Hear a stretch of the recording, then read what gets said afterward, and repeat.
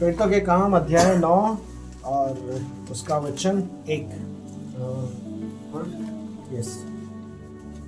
शाऊल जो अब तक प्रभु के चेलों को धमकाने और घात करने की धुन में था, महायाजक के पास गया। ओके सो यहाँ पे एक वचन कह रहा है, शाऊल जिसका नाम पौलुस भी है बाइबल के अनुसार, उसके विषय में बाइबल बता रही है, एक व्यक्ति के विषय में बाइबल बता रही है कि वो प्रभु के लोगों को धमकाता और उनको घात करने की धुन में था। क्या में था? धुन।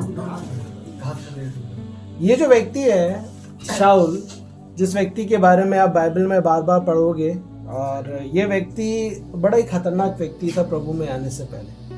एक ऐसा व्यक्ति था जो कि ये समझता था कि परमेश्वर की जो मर्जी है वो मेरे जीवन में ऑलरेडी प्रकट है, परमेश्वर जो चाहता है वो मेरे जीवन में ऑलरेडी प्रकट है, परमेश्वर की जो सोच है वो मेरे जीवन में मैं ऑलरेडी जानता हूँ, और उस सोच के अनुसार वो परमेश्वर का काम अपनी मर्जी के अनुसार करने की कोशिश कर रहा था। ये वचन उसने कहा, एक बार यदि आप निकालोगे इसी का 22 अध्याय का 3 वचन पढ़ लो। प्रेरितों के काम 22 का 3, इसको पकड़ के रखना, छोड़ना नहीं। मैं तो यहूदी मनुष्य हूँ। 22 का 3 ना, वही तो। मैं तो यहूदी मनुष्य हूँ। मैं तो यहूदी मनुष्य हूँ जो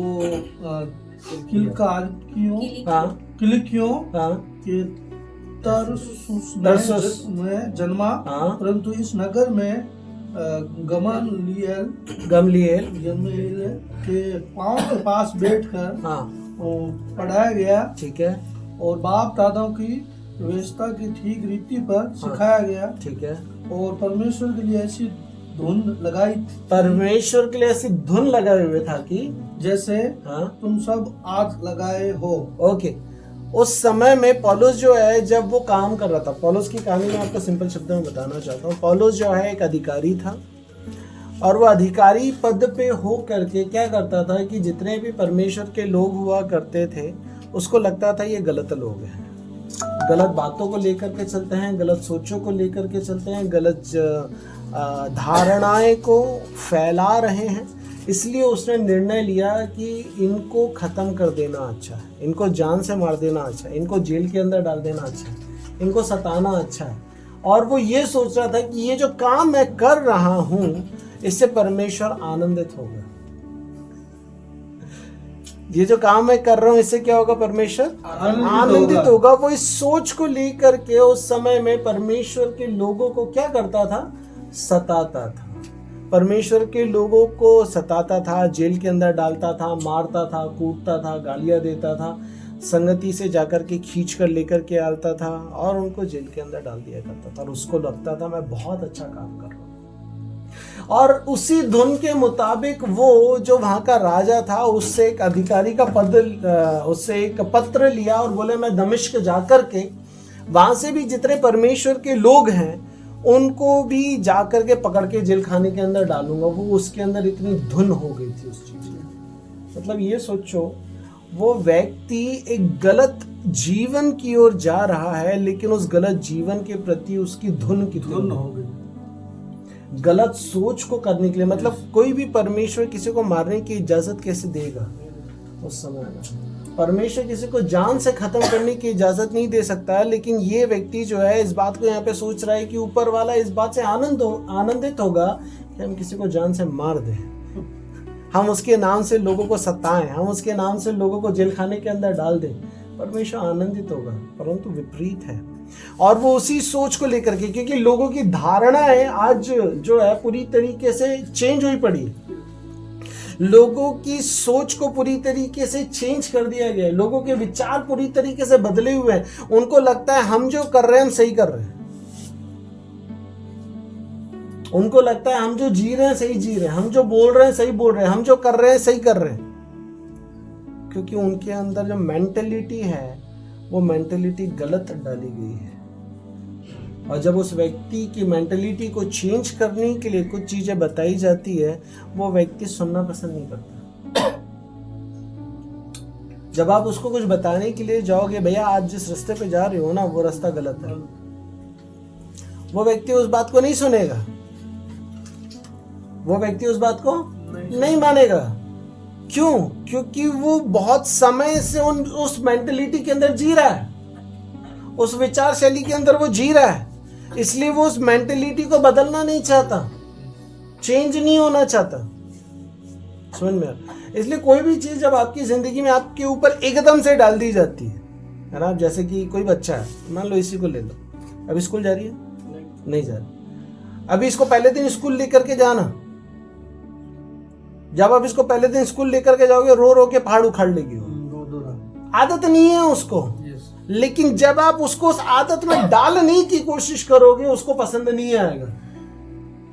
वैसी उसको आदत थी परमेश्वर के लोगों को सताने की, इसलिए जब परमेश्वर के लोग उसको बोलते भी थे तू गलत कर रहा था, वो मानता नहीं था, सुनता नहीं था, यकीन नहीं कर पाता था। ये कैसे संभव हो सकता है? अब उसको पता है मेरे को क्या करना है, खेलना कूदना खाना पीना ऐश करना, यही मेरी जिंदगी है। लेकिन अब जैसी उसकी जिंदगी में एक नई चीज तुम करना चाहोगे, चल अब स्कूल में पढ़ने के लिए जाना, ये कौन सी नई चीज आ गई?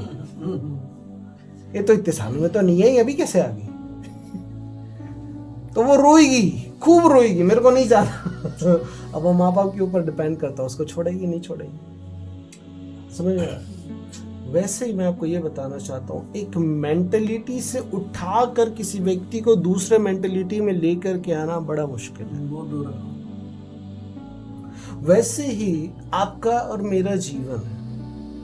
आपका जीवन पहले एक अलग जीवन था, एक अलग विचार था, एक अलग सोच थी, लेकिन जैसे आपकी उस विचार शैली से मैं आपको निकाल कर एक अलग विचार शैली में डालने की कोशिश करता हूँ, आपको बड़ा तकलीफ होता है ना। अब जैसे कि मछली जो है, मछली को पानी की आदत है, उसको हवा में रहने की आदत नहीं है, लेकिन जैसे उसको निकाल कर आप हवा में लेकर के आओगे उसकी जान निकलने लगेगी। वैसे आप भी तड़पते हो ना। वैसे आपकी जब किसी चीज को मैं छेड़ रहा हूँ आप भी तड़पते हो, भैया ने क्या छेड़ दिया है। क्या समझ पा रहे हो? आदत हो गई है वैसी। जैसे कि उदाहरण के तौर पे जब आप पुरानी जिंदगी में हो, पुरानी जिंदगी में आपका एक स्वभाव है, पुरानी जिंदगी में आपका एक नेचर है, पुरानी जीवन का एक मेंटेलिटी आपका बना हुआ है। जैसे वो बहन का मेंटेलिटी बना हुआ है, मेरा वो चार दीवारी मेरा घर है और उसके बाद मेरी कोई दुनिया नहीं है। यदि दुनिया है तो आदमी के साथ में ही है, अकेले तो कुछ भी नहीं, राइट? वो उसकी मेंटेलिटी है। समझ में आया? सबकी अपनी अपनी एक अलग अलग मेंटेलिटी। मेरी मेंटेलिटी ऐसी है, मेरे को पूरी दुनिया में जाना है और पूरी दुनिया में जाकर के घूमना है, फिरना है, देखना है, ये करना है, वो करना है, परमेश्वर का काम करना है और जाते रहना, करते रहना। समझ में आ रही? सबकी सोच, सबके विचार, सबकी कल्पनाएं, सबकी बातें अलग है, लेकिन जैसे ही आप उसकी विचार शैली को छेड़ने के लिए जाते हो वहां दिक्कत शुरू हो जाती है। और परमेश्वर को छेड़ने में मजा आता है। क्यों मजा आता है? क्योंकि उसकी मेंटेलिटी और आपकी मेंटेलिटी, उसके विचार और आपके विचार फर्क है। इंसान का विचार ये है, मुझे खाना है, पीना है, ऐश करना है, मर जाना है। खाना है, पीना है, अपनी जिंदगी की जरूरत पूरा करना है, मेरे परिवार की जरूरत को पूरा करना है, उसके अनुसार रहना, उसके अनुसार चलना, उसके अनुसार बनना है और वो करके मुझे चार कंधे पर जाना है, चले जाना है। बस ये सोच के अनुसार वो अपनी जिंदगी जी रहा है। लेकिन परमेश्वर बोल रहा है इसके लिए तेरे को बनाया ही नहीं है, इसके लिए तेरे को बनाया ही नहीं है। हाँ, वो एक जिंदगी है तेरी, लेकिन उसके अलावा एक और जिंदगी है जो मैं चाहता हूं, जो तेरे को जीना है, जो मेरी सोच है तेरे लिए, जो मेरी कल्पना है तेरे लिए, जो मैंने तय करके रखी है, जो मैं चाहता हूं कि तुझे जीना है, ये परमेश्वर चाहता है। इसलिए जब पौलुस को वो चीजें बताई जाती थी उसके बीजे में घुसती नहीं थी, इसलिए वो उस चीज को एक्सेप्ट ही नहीं करता पाता था। ये कैसे हो सकता है? मेरे को शिक्षा ये दी गई है, इस शिक्षा के अगेंस्ट तुम्हारी शिक्षा को ऐसे कैसे मान सकता हूं मैं? इसलिए वो पता नहीं 20 साल 25 साल जितने साल की जिंदगी भी उसमें जिया है, उसको वही सच लग रहा था और वह उसमें ही जिया जा रहा। समझ आया? जैसे कि आपकी लाइफ, आपकी मेरी लाइफ क्या है? हमारा परिवार, हमारा घर, हमारी जिंदगी, हमारा भविष्य, हमारे बच्चों का भविष्य, वो सब कुछ ठीक हो जाए बस, बढ़िया है, राइट? यही है ना। जब रिश्तेदार की शादी आएगी वहां जाना है, वहां तब उनसे मिल लेना है, बार बार थोड़ी नहीं जाना है। हमारी एक मेंटेलिटी है, शादी आएगी, ब्याह आएगी, कुछ प्रोग्राम आएगा तभी तो जाएगा। आप और मैं किसी के घर ऐसे ही जाकर के थोड़ी नहीं बैठ सकते कि आ गया अभी मैं यहाँ पे घर जमाने के लिए। आपको पता है, आपकी मेंटेलिटी के अंदर है, किसी के घर में मैं 1 दिन 2 दिन से ज्यादा टिक नहीं सकता, वो आपको ऑलरेडी पता है। समझ में आ रहा है? इसको नहीं पता है, इसको नहीं पता है। इसको आप कहीं पे भी ले जाकर के छोड़ दो, वो कहीं पे भी रहेगी। उसको आप 100 दिन पे रख दोगे वो रह लेगी, वो 4 महीने भी छोड़ दोगे रह लेगी। उसको पता ही नहीं है कि मेरा घर ये है। उसकी माँ जहाँ रहेगी वो वहीं रह जाएगी, क्योंकि जहाँ उसकी माँ वही उसका घर, उसकी माँ ही उसका घर, राइट।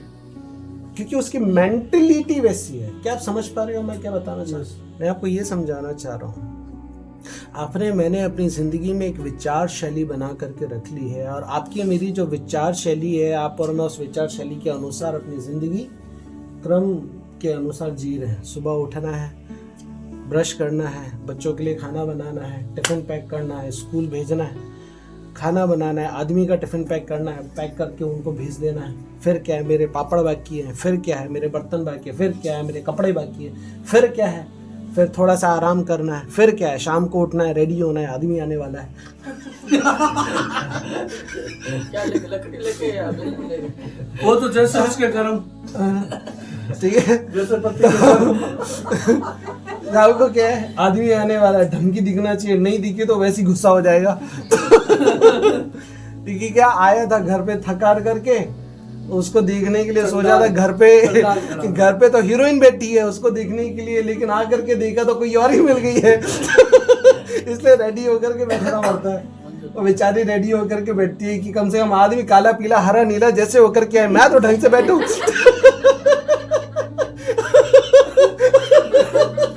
मैं तो ढंग से बैठूं। कम से कम वो उधर से गुस्सा होकर के भी आएगा, हरा पीला भी होके आएगा, मेरे को देख करके शांत हो जाएगा।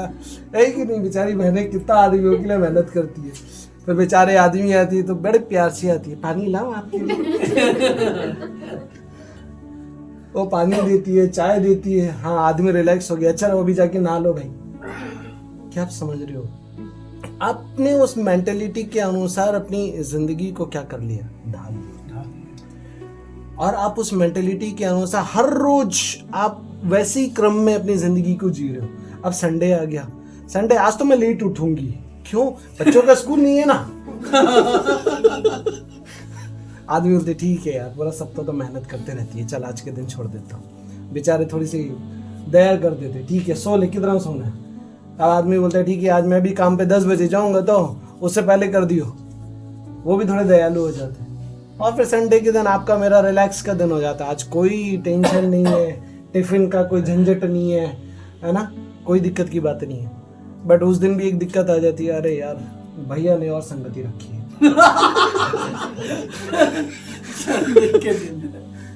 प्रभु सप्ताह में एक दिन तो मिला था बच्चों से छुटकारा, तूने वो भी नहीं दिया हमको। और तो बेरे संडे वाले दिन नहाना जरूरी पड़ जाता है। नहाना और पड़ता है प्रभु, संडे के दिन तूने और भारी काम कर दिया, नहाना और है सर्दी के अंदर तगड़ी तगड़ी। गर्मी और बात है, सर्दी तो नहाना जरूरी है। नहाते बिना क्या है? प्रभु बच्चे भी 10 बजे स्कूल जाते, संगति भी बच्चों, हमारी संगति भी 10 बजे की लगी पड़ी है, क्या करें? 7 बजे की रात लगी हुई है, 9-10 बजे तक रात लगी हुई थी। रात को भी चलते। प्रभु बोले तब तो थोड़ी मेहनत कम थी कि चलो बच्चों को ही रेडी करके भेजना है, आदमी को ही भेजना, अब तो मेरे को भी रेडी होकर के जाना है। समझ रहे? आप और मैं मेरे प्रिय अपनी दिनचर्या को ऐसे ही बिताए जा रहे हैं, क्योंकि मैंने अपने दिन के अंदर, अपने दिमाग के अंदर एक टाइम टेबल बिठा लिया है। इस दिन का ये टाइम टेबल, इस दिन का ये टाइम टेबल, और आप और मैं अपनी जिंदगी को उसके अनुसार जिए जा रहे हैं। मैंने अपनी जिंदगी में पापों की भी एक लिस्ट बना करके रखी है, छोटे पाप, बड़े वाले पाप। चोरी करना पाप नहीं है, मैंने लिस्ट बनाई है ना। 2 रुपए चोरी कर लूंगा तो पाप नहीं है ना, किसी के 2000 रुपए चोरी कर लूंगा तो वो पाप है ना। हमने एक लिस्ट बनाई है ना, कहीं से 10 रुपए लेकर के आगे पाप नहीं है, है ना। किसी दुकानदार के 10 रुपए उधार हो गए, मेरे को ध्यान है उसके 10 रुपए देने हैं, लेकिन वो भूल गया, मेरे को याद है लेकिन मैं दिखता नहीं हूँ, वो पाप नहीं है।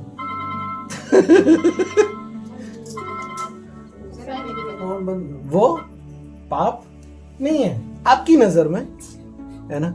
लेकिन आपको यदि किसी और से पैसे लेने हैं, यदि आपको किसी और से पैसे लेने हैं, या आपको यदि किसी और को पैसे लेने हैं, देने हैं, जो भी, और वो ना दे, तो वो बहुत बड़ा पाप है कि उसने दिया नहीं। अब जैसे कि मैंने कहा, आप चाहे 2 रुपए चुरा लो, चाहे 10 चुरा लो, चाहे 2000 चुरा लो, चाहे 20,000 चुरा लो, चोरी तो चोरी है, पाप तो पाप है। पाप छोटा या बड़ा नहीं होता, पाप पाप होता है, गलत गलत ही होता है, समझ में। अब जैसे कि उदाहरण के तौर पे अब ये छोटी है, मेरी शकायना भी छोटी है ना। अब मान लो ये किसी के घर में गए, अब किसी के घर में गए, इन लोग को कुछ पसंद आ गया, कुछ पसंद आ गया, क्या करेंगे, जाकर उठाकर लेकर के आ जाएंगे, बोले, और फिर घर पे आने के बाद ये मेरा है, मैं नहीं दूंगा, मैं नहीं दूंगी।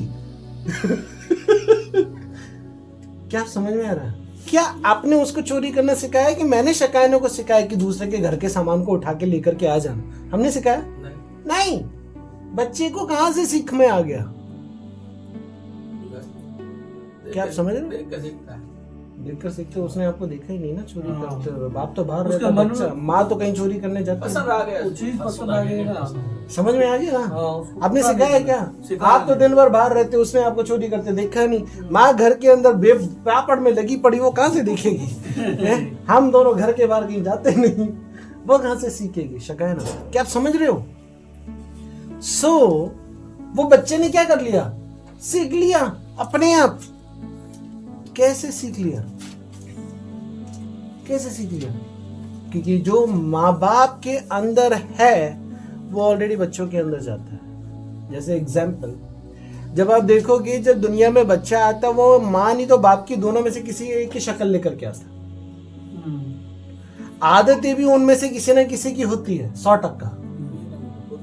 वैसे ही उनके अंदर जो है वो सब जाएगा बच्चों को, वो उनके अंदर जो है सब बच्चों को, दोनों गुण होते हैं। समझ में आ रहा है?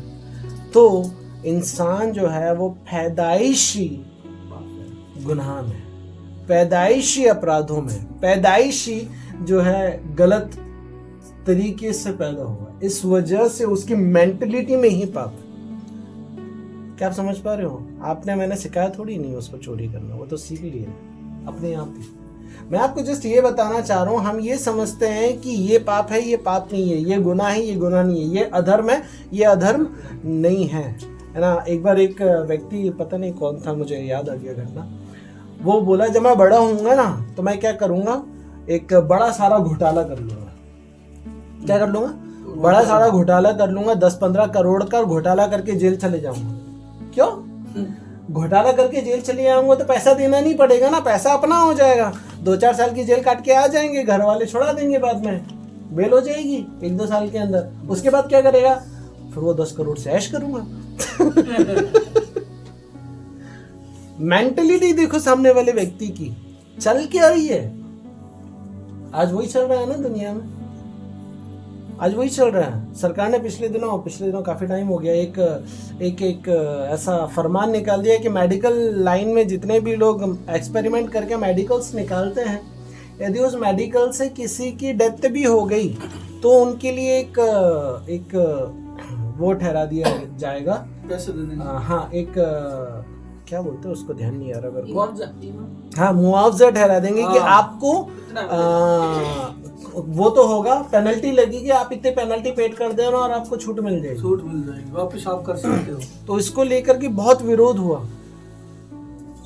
मैं ये देखने की कोशिश कर रहा था, प्रभु आज सरकार भी गलत करने के लिए इजाजत देने को तैयार है। उनसे उनकी कमाई होती है ना। सरकार भी गलत करने की इजाजत देने के लिए तैयार है। उसको आपके मेरे जान की कोई कीमत नहीं है, एक गरीब के जान की कोई कीमत नहीं है। लेकिन मेरे प्रियो, मैं सारी बातों को ओवरऑल करके आपको ये समझाना चाहता हूं, दुनिया में यही चल रहा है। दूसरों को लूटना, दूसरों को खत्म करना, दूसरों के बारे में नहीं सोचना, अपनी सोच, अपने विचार, अपनी कल्पना, अपना परिवार, अपने लोग, मैं और मैं, बस। अपनी जिंदगी के लिए ही आज दुनिया जिए जा रही है, परंतु परमेश्वर की सोच उस व्यक्ति के लिए क्या है, आज मैं उसके ऊपर आपको कुछ सिखाना चाहता हूँ। पाप आप और मैं जब बड़े करते तब नहीं होता है। आप और मैं बचपन से ही करते हुए आते हैं, बचपन से। आपको मेरे को पता नहीं था, वो एक अलग बात है, लेकिन आप और मैं करते हैं।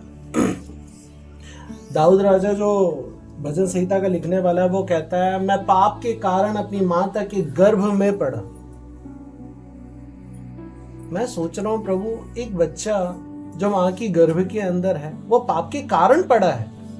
ये अपने आप में बहुत बड़ी विचार है, बहुत बड़ा विचार। ओवरऑल सारी बातों में मैं आपको जस्ट इस बात के ऊपर ध्यान केंद्रित करना चाहता हूं, परमेश्वर और आपके विचार बड़े अलग हैं। हमारे विचार गुनाह वाले हैं, हमारे विचार अपराध वाले हैं, हमारे विचार बस मैं और मेरा घराना वाले हैं, हमारे विचार बस मैं और मेरी सोच वाले हैं। लेकिन परमेश्वर की सोच और परमेश्वर की विचार शैली, परमेश्वर की कल्पनाएं बहुत अलग हैं। और जब ये व्यक्ति अपनी सोच और अपनी शैली के अनुसार अपनी जिंदगी जी रहा था, लोगों को मार रहा था, खत्म कर रहा था, उसको किसी प्रकार से कोई दिक्कत नहीं थी, किसी प्रकार से कोई दिक्कत नहीं थी। इसलिए अभी मैंने आपको जो वचन पढ़ाया 22 अध्याय, वहां पे वो बोलता, मुझे लग रहा था मैं परमेश्वर की मर्जी को पूरा कर रहा हूँ, हमको लग रहा है कि हम अपनी जिंदगी जो हम जी रहे हैं, हम परमेश्वर की सोच को जी रहे हैं। आप नहीं जी रहे, आपको पता ही नहीं है परमेश्वर की सोच आपके लिए क्या है। अब जैसे एग्जाम्पल के रूप में, माँ बाप जब माँ बाप बनते हैं, उनका मकसद क्या है? उनका वंश बढ़ना है, राइट? उनका वंश बढ़ना, इसलिए वो माँ बाप बनते हैं, करेक्ट है? इसलिए बनते हैं। दूसरा, उनके बुढ़ापे का सहारा होना है, इसलिए वो माँ बाप बनते हैं। ये तो माँ बाप का रीजन क्या है बनने का? कुछ भी नहीं, रीजन कुछ भी नहीं। ये दो मेन रीजन है कि वो बुढ़ापे का सहारा बनना है, दूसरा उनका वंश जिंदा रहना और चलना है, और ये पीढ़ी दर पीढ़ी चलता आ रहा है। ये नेसेसरी है, ये दुनिया है, ये आपको करना ही पड़ेगा, ऐसा आपको रहना ही पड़ेगा, बिल्कुल सही। बट इसके सिवा आपकी लाइफ में परमेश्वर क्या चाहता है? परमेश्वर आपसे एक विचार चाहता है कि बेटा, आपकी जिंदगी में जो लाइफ आप जी रहे हो, उस लाइफ में परमेश्वर का हस्तक्षेप भी होना है, उस लाइफ में परमेश्वर का मूल्य भी होना है, उस लाइफ में परमेश्वर भी होना है, परमेश्वर भी होना है। जिस तरीके से आप अपनी जिंदगी अपने लिए जी रहे हो, वैसे आपकी जिंदगी में से कुछ भाग परमेश्वर भी चाहता है। जैसे दिन के 24 घंटे हैं, उस 24 घंटों में से कुछ समय परमेश्वर भी चाहता है कि मुझे मिलना है। वो जो जिंदगी आप जी रहे हो, उस जिंदगी में का कुछ भाग परमेश्वर भी चाहता है कि आप उसके लिए करना है। क्या कनेक्ट कर पा रहे हो मैं क्या समझा रहा हूं? समझ रहे? मेरे प्रियो, आप और मैं जो अपनी दिनचर्या में समय बिता रहे हैं, परमेश्वर के विचार और परमेश्वर की शैली आपकी जिंदगी के लिए ये है, उसमें ये ध्यान करो कि जिस परमेश्वर ने तुझे इस दुनिया में बना करके भेजा और जिसकी वजह से तू आज जीवन जी पा रहा है, उसने तुझे दुनिया में भेजा तो क्यों भेजा? ये आपने मैंने कभी विचार ही नहीं किया। आपने मैंने सिर्फ ये सोचा, हाँ मुझे आना है, खाना है, पीना है, अपने परिवार के लिए जीना है और आखिरी में मर जाना है, बस, एंड फिनिश, खत्म, है ना? अभी इसकी जिंदगी का कोई मकसद नहीं है, क्योंकि उसको पता ही नहीं है। जब वो बड़ी होगी तब उसको समझ में आएगा। लेकिन जो बात मैं बोल रहा हूँ ये आप सब समझ सकते हो। अब वो उसको भी नहीं पता उसको बस खाने को कुछ भी दे दो उसको कोई पता नहीं है, बिल्कुल पता नहीं है। उसको नहीं पता है कि आपके पास कुछ है कि नहीं है। उसको ये पता है मेरे को तो चाहिए मेरे को तो चाहिए। उसको चाबी दे दो, आप बिस्किट दे दो, कुछ भी दे दो, उसको सब खाने को चाहिए, ये खाने का ही है, क्योंकि उसको मालूम नहीं है। ये उसकी मेंटेलिटी है। आप अपनी मेंटेलिटी के अनुसार चीजों को समझने की कोशिश करो, परमेश्वर आपसे क्या चाहता है। ओके, वापस आते हैं। मैं यहां से आपको ये बताना चाह रहा हूं कि जब परमेश्वर ने आज आपको यहां आने का मौका दिया, बहुत सारे लोग आज नए हैं, आप उनसे बोलना चाहते हैं, आप जब यहाँ पे आए हैं, आप आकाश मात यहाँ पे नहीं आ गए, आप अपनी सोच से यहाँ पे नहीं आ गए, आप अपने विचार शैली से यहाँ पे नहीं आ गए। ऐसा नहीं हो गया कि आपने प्लान किया है कि आज हमें यहाँ होना चाहिए था इसलिए आज आप यहाँ ना, परमेश्वर ने प्लान किया था कि आज आपको यहाँ होना है इसलिए आज आप यहाँ पे हैं। ये उसकी मर्जी थी। आज भले आपकी एज ज्यादा हो सकती है, लेकिन परमेश्वर ने डिसाइड किया कि बेटा वहां जाना है और वहां जाकर के कुछ तो जानना है, कुछ तो सीखना है, जो मैं तेरे जीवन से चाहता हूं कि तुझे करना है। इसलिए उसने आज आपको यहाँ पे भेजा है। आपकी सोच नहीं थी, उसने आपको लेकर के आया। नहीं तो आप सोचो, वो अपने आप को आपके ऊपर प्रकट क्यों करता? यदि उसको अपनी सच्चाई आपके ऊपर जाहिर नहीं करनी होती तो वो आपको आपके ऊपर अपने आप को प्रकट ही नहीं करता। वो आपको यहाँ का रास्ता ही नहीं बताता, वो यहाँ का आपको एड्रेस ही नहीं देता। उसने आपको यहाँ का एड्रेस दिया। क्यों? क्योंकि वो चाहता है इस एड्रेस पे जाकर के तुझे कुछ सीखना है। क्या सीखना है? परमेश्वर मेरे जीवन से क्या चाहता है, परमेश्वर की मेरे जीवन के लिए सोच क्या है, परमेश्वर की मेरे जीवन के लिए कल्पना क्या है, परमेश्वर की मेरे जीवन के लिए विचारधारा क्या है। परमेश्वर आपके लोगों से एक विचार चाहता है कि जिस तरीके से तुम अपनी जिंदगी में अपने लिए जिंदगी जी रहे होते हो, वैसी अपनी जिंदगी में मुझे भी ध्यान करते हुए मेरे पीछे भी अपनी जिंदगी को जीना है। प्रभु यीशु मसीह का दुनिया में उतरने का उद्देश्य ही यही था। प्रभु यीशु मसीह का स्वर्ग छोड़ करके दुनिया में आने का कारण ही यही था। प्रभु यीशु मसीह का दुनिया में आकर के लोगों को परमेश्वर का संदेश देने का कारण ही यही था। बाइबल बताती है जब उसने इस दुनिया में लोगों को देखा, बाइबल बताती है वो लोगों को देख करके बोला, ये एक ऐसी भीड़ के समान है जिनका कोई चरवाहा ही नहीं है। ये एक ऐसी भीड़ के समान है जिनका कोई चरवाहा नहीं है। सो प्रभु को वो बात लगी और प्रभु को तरस आया उन भेड़ों के ऊपर, और प्रभु ने फिर उनको शिक्षा देना शुरू किया। प्रभु ने उनको परमेश्वर के बारे में बताना शुरू किया। परमेश्वर ने उनको परमेश्वर के बारे में राह दिखाना शुरू किया। उनकी दुखों को, उनकी तकलीफों को, उनके परेशानियों को दूर किया। परमेश्वर की शिक्षा दिया। दोनों काम किया, शिक्षा भी दिया और उनकी जिंदगी की तकलीफों का समाधान भी किया। आपकी जिंदगी में भी सेम हो। परमेश्वर आपकी जिंदगी में चमत्कार करना तो चाहता है, लेकिन साथ ही साथ आपको कुछ तालीम भी देना चाहता है, कुछ शिक्षा भी देना चाहता है, कुछ बातें आपकी जिंदगी में डालना भी चाहता है कि आपको करना क्या है। क्यों चुना है परमेश्वर ने आपको, क्यों बुलाया है उसने आपको अपने पास? एक मकसद है। क्या है वो मकसद? परमेश्वर का मकसद आपके लिए और मेरे लिए ये है कि आप सबसे पहले उस परमेश्वर को जाने जिसने आपको बनाया, जिसने आपको इस दुनिया में भेजा, जिसने आपको जीवन की सांसें दी, जिसने आज का जीवन आपकी जिंदगी में जोड़ा। क्या आप समझ रहे हैं? अब जैसे कि उदाहरण के तौर पे सूरज है, रात भी है, दिन है तो रात भी है, अच्छा है तो बुरा भी है, छोटा है तो बड़ा भी है, मोटा है तो हर चीज का विलोम है ना, विपरीत है ना। वैसे परमेश्वर है तो उसका विरोधी भी है, जिसको आप पर मैं अपनी भाषा में शैतान बोलते, हवा बोलते, दुष्टात्मा बोलते, भूत प्रेत बोलते। परमेश्वर अपने लोगों की जिंदगी में अच्छा करना चाहता है, लेकिन जो जिसको हम शैतान बोलते हैं वो परमेश्वर के लोगों की जिंदगियों को खराब करना चाहते हैं। परमेश्वर अपने लोगों की जिंदगियों में बीमारियों से उनको आजाद करना चाहता है। दुष्ट जो है उनको बीमारी में डाल करके खत्म करना चाहता है। परमेश्वर लोगों को अपने पास बुलाना चाहता है ताकि लोग संडे को परमेश्वर के पास आए, उसकी संगति करे, उसको जाने। और शैतान बोलता है संडे को तो वहां पे जाना मत, तेरे को घर के अंदर काम पड़ा है। क्या सोच रहे? परमेश्वर चाहता है कि आप उसकी बातों को सीखना है, लेकिन शैतान चाहता है कि वहां पे मत जाना, वहां की लाइफ बड़ी बोरियत की है।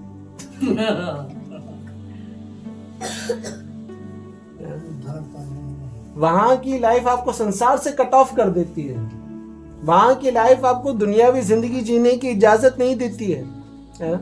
जैसे कि आप और मैं संसार में हैं, आप और मैं खुला अपनी जिंदगी को जी सकते हैं, कुछ भी बोल सकते हैं, कुछ भी पहन सकते हैं, कुछ भी ओढ़ सकते हैं, कैसे ही जी सकते हैं, कैसे ही चल सकते हैं, कैसे ही दे सकते हैं। कोई किसी प्रकार की कोई रुकावट नहीं है, कोई रोकेगा नहीं, टोकेगा नहीं, ठीक है। बट जैसे ही आप परमेश्वर की संगति में आ जाते हो, आपको तो गेट लग जाता है, इस गेट के बाहर नहीं जाना, ये नहीं करना, वो नहीं करना, ये नहीं जीना, वैसे नहीं जीना, ऐसे नहीं चलना, वैसे नहीं चलना, ऐसा नहीं पहनना, ऐसा नहीं ओढ़ना। अरे भाई खूब रिस्ट्रिक्शंस है। परमेश्वर के पीछे है, परमेश्वर के पीछे बिल्कुल है।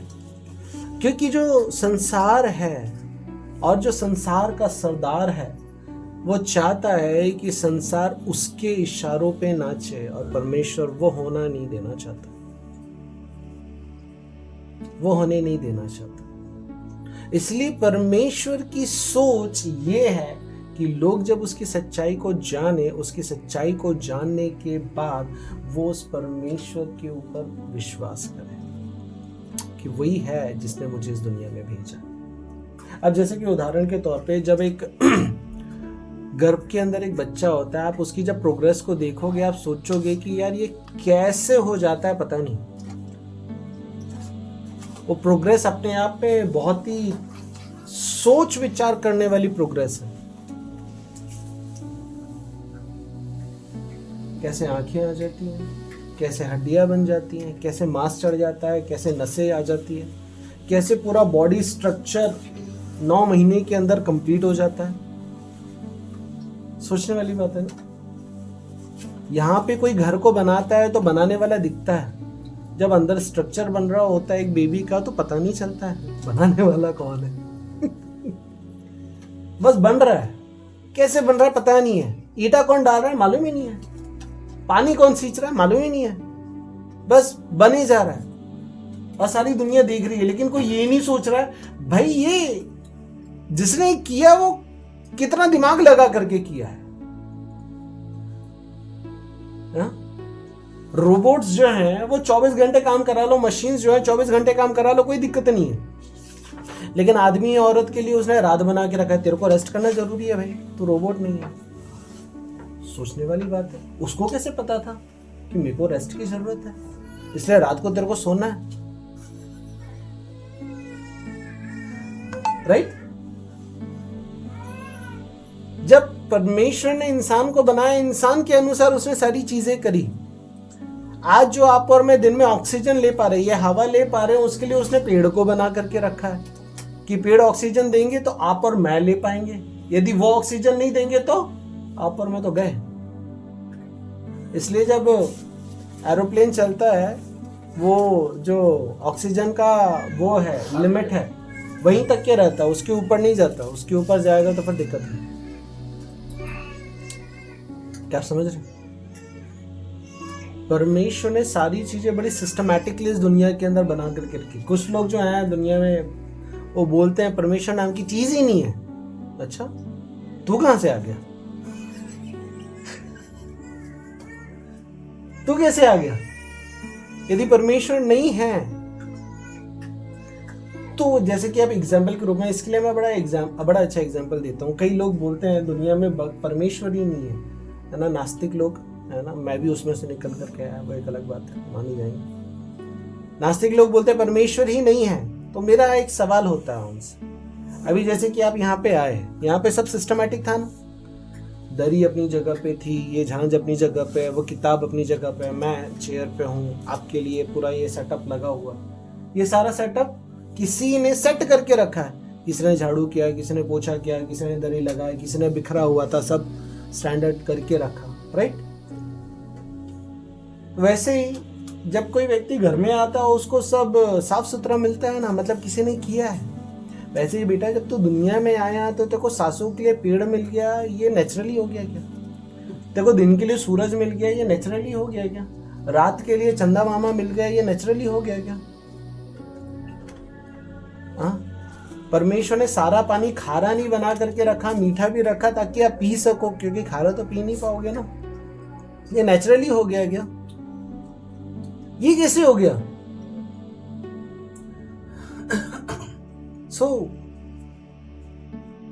लोगों को ये चीज समझना जरूरी है। परमेश्वर ने जब इंसान को इस दुनिया में भेजा, उसने इंसान की लगने वाली सारी जरूरतों को पूरा किया। अभी थोड़ी देर पहले हम सब हंस रहे थे ना, कितने अच्छे लग रहे थे, है ना? कभी आपने देखा जानवर को हंसते हुए? ये यूनिक है। ये हमारे भाई साहब यूनिक है। अरे मैं लाइव की बात कर रहा है यार, तो ये यूट्यूब में जाते रहते बहुत झूठा है। कभी किसी जानवर को देखा ऐसे दिखाते हुए? किसको देखा? कुत्ते को देखा, बंदर को देखा, छिपकली को देखा, चींटी को देखा, चिड़िया को देखा, किसको देखा? बंदर तो वही करता है। देखा क्या किसी को देखा? क्या आप समझ रहे हो? मैं आपको जस्ट ये बताना चाहता हूँ, जानवरों के अंदर वो क्वालिटी नहीं है, आपके अंदर दी है परमेश्वर ने, है ना? है ना? वो क्वालिटी नहीं दी परमेश्वर ने। और जब आप हंसते हो कितने सुंदर लगते हो। जानवर हंसे तो जानवर हंसे तो अलग ही लगे। रोते थे भैया, हंसते नहीं, रोते थे। अरे मैं हंसने की बात कर रहा हूँ, जो बोल रहा हूँ वो तो पकड़ो पहले। रोने पे आपकी बात पे बाद में आएंगे। फिर यार एक अच्छे जीवन की मैं बात कर रहा हूँ, था रुलाने पे काहे लेकर उस पर जोर दे। अच्छा जीवन नहीं चाहिए, रोने का चाहिए क्या? तो आज प्रार्थना कर देंगे आपके लिए।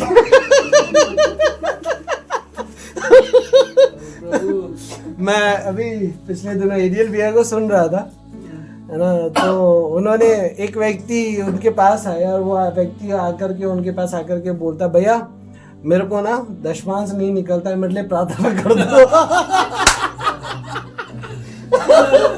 तो भैया ने उसको पूछा, अच्छा मैं प्रार्थना कर देता हूँ, तेरी सैलरी कितनी है? तो पूछा भैया ने, पहले पूछा तेरी सैलरी कितनी है? बोले भैया 60,000 रुपए। तो कायदे से कितनी निकलती है? 6,000 निकलती है। तो बोली भैया निकलना ही नहीं होता, डालना ही नहीं होता है। ठीक है मैं प्रार्थना कर देता हूँ, निकलना शुरू हो जाए। तब वो बंदे ने प्रार्थना करी, पिता मैं दुआ करता हूँ यीशु मसीह के नाम में इसकी सैलरी 10,000 हो जाए। भैया भैया भैया रुक जाओ, क्या प्रार्थना कर रहे हो? भैया 1,000 तो निकल जाएगा ना, इसलिए प्रार्थना कर रहा हूँ। नहीं नहीं भैया, बोले बस मैं देना शुरू कर दूंगा। ये और जाएगा 60,000। क्या समझ रहे? अभी देखो हम हंसते हुए कितने अच्छे लग रहे। ये परमेश्वर की सोच है। और शैतान की सोच है आपको रुलाते रहना। शैतान की सोच है आपकी जिंदगियों में झगड़े कराना। शैतान की सोच है आपके परिवार को नशे में रखना। शैतान की सोच है आपके परिवार झगड़े में रहना, अशांति में रहना, तसल्ली नहीं है, घर में कमियां हैं, घर में घटियां हैं, घर में दुख ही दुख है ना? कई कई तो आदमी लोग बोलते हैं घर जाने का तो मन कर ही कौन नहीं।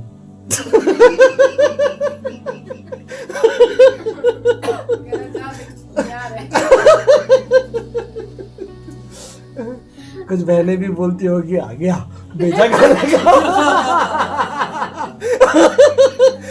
सुबह से घर में नहीं था तो शांति थी।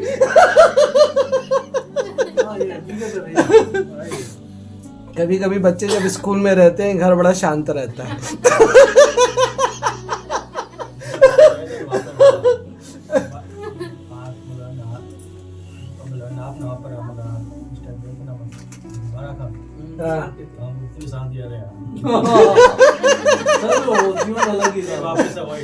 भेज देता तो आपको वापस, कई दिक्कत है।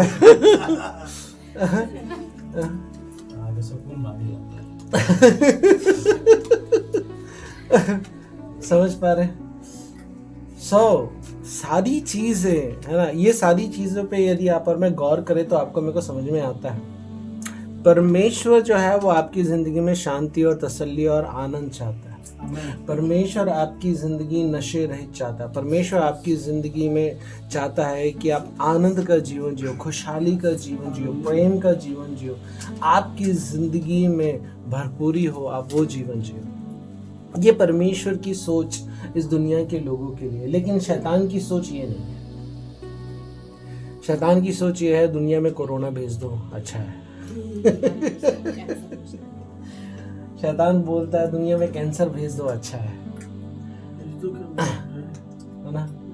शैतान बोलता है इनकी जिंदगी में टीबी भेज दो, अच्छा है ना? मतलब उन जिंदगियों में रहो जो आपकी जिंदगी का चैन छीन ले, जो आपकी जिंदगी का आनंद छीन ले, जो आपकी जिंदगी की हंसी छीन ले, जो आपकी जिंदगी को दिन होते हुए भी अंधियारे में डाल दे, जो आपकी जिंदगी को ऐसा लगे कि मेरी जिंदगी तो तबाह हो गई। क्या समझ रहे? ये शैतान के विचार से, ये शैतान के विचार से वो बस खत्म करने के विचार में रहता है कि इनकी जिंदगी में यदि हंस रहा है ना, मेरे को पसंद नहीं है। यदि ये आनंद से जी रहा ना, मेरे को पसंद नहीं है। हमारे पड़ोसी भी जलते हैं ना कभी कभी। हमारे पड़ोसी भी जलते हैं कभी कभी। अब वो अपने दुख से उतना दुखी नहीं होता जो हमारे सुख से कई गुना ज्यादा दुखी हो जाता है। ठोकेगा मेरे को, बेचारे घर में बच्चे भी दबे से हमेशा रहते, बाप के पास जाना मत, पकड़ मार देगा तेरे को। बेचारी पत्नी अब वो बोलेगी कल से रेडी होने का कई फायदा आया, तो ऐसे ही तो मिलता हमेशा।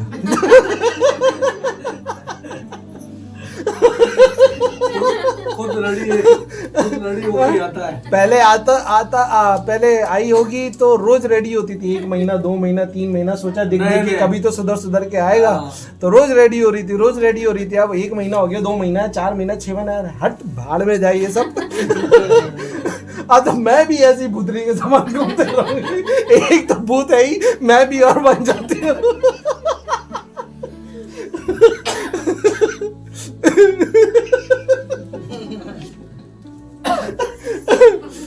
बच्चे क्या सोचेंगे, बोले 2 भूत और घूम रहे हैं।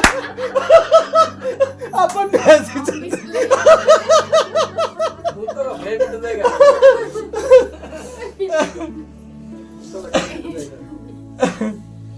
धन्यवाद पिता का।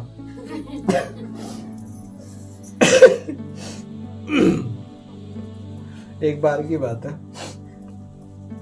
एक परिवार में वो भैया ऐसे संगति में आता, तो वो भाई साहब की लाइफ बड़ी तगड़ी, चाबी बनाने वाला भाई था, और उसके घर में प्रार्थना चलती थी। प्रार्थना लेने जब हम जाते थे, बड़ा तगड़ा नशे पानी से छूट करके आया, बढ़िया अपनी ज़िंदगी जी रहा और बढ़िया काम कर रहा था, पैसा कमा रहा, घर बार सब कुछ ठीक ठाक चलने लगा। उसके जो भाई था, भाई भाभी उससे बड़े चलते थे, वो उसके पीछे कुछ ना कुछ करते ही रहते थे। और इसको ना 2-4 महीने में एक बार चस्का लगता, वो जाता लगा क्या था, और जैसे ही वो लगाने के लिए जाता, उसका पता नहीं घर वाले वहीं पे कुछ ना कुछ कर देते, और जब उसको करते तो भाई वो तो अपने आ जाता रंग के अंदर। फिर वो बहन हमको फोन करते, भैया घर पे आ जाओ। क्यों, क्या हो गया? भैया उसके अंदर भूत घुस गया।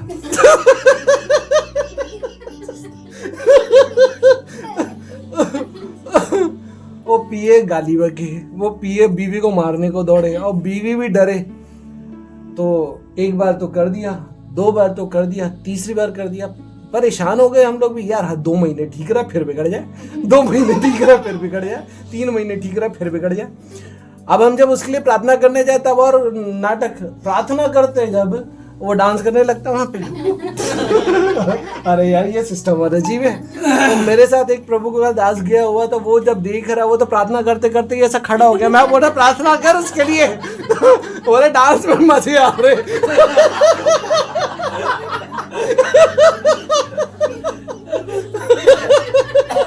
पहले डांस कर लेते हैं फिर प्रार्थना।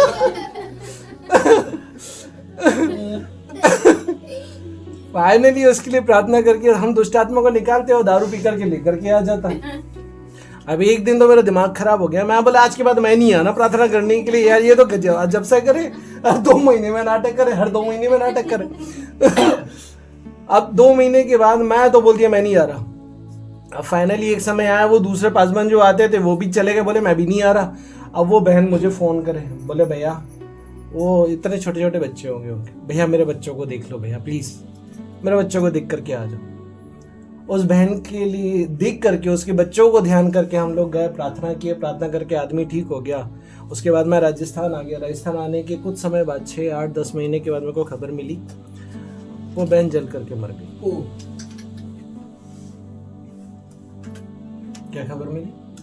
वो बहन जल करके फिनिश। बच्चे अनाथ हो गए, आदमी पूरी तरीके से नशेड़ी हो गया, जिंदगी पूरी तरीके से तबाह हो गई। समझ? जिंदगी तबाह। आज वो बच्चे का है नाना नानी के पास, आदमी का है पता ही नहीं, जिंदा है मर गया कोई कुछ खबर नहीं। ये शैतान है जो हमारी जिंदगी को पूरी तरीके से तबाह करने के लिए आता, पूरी तरीके से खत्म करने के लिए आता, पूरी तरीके से आपको इतना गिरा देगा कि आप वहां गिरने के बाद उठ ही नहीं पाओगे। ये शैतान है। बट आपका मेरा परमेश्वर हमको मौके देता, और जरूरी है कि उस मौके की कीमत इंसान समझ जाए। जो व्यक्ति ने उस मौके की कीमत समझ गया, वो उस तबाह होने वाली जिंदगी से बच करके निकल करके आ जाए। उसकी जिंदगी संवर जाएगी, उसकी जिंदगी बन जाएगी, उसका परिवार बन जाएगा, उसका भविष्य बन जाएगा, उसके बच्चे सही ट्रैक पे आ जाएंगे।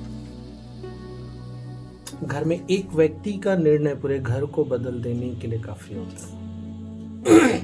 घर में एक व्यक्ति का सही निर्णय परमेश्वर के पीछे आने का पूरे परिवार के बदलाव का कारण हो जाता है। मेरे घर में सबसे पहले परमेश्वर के पीछे आने के लिए मेरी मम्मी ने कदम उठाए, क्योंकि वो बीमार थी, उसे परमेश्वर नहीं चाहिए था, उसे बीमारी से चंगाई चाहिए थी।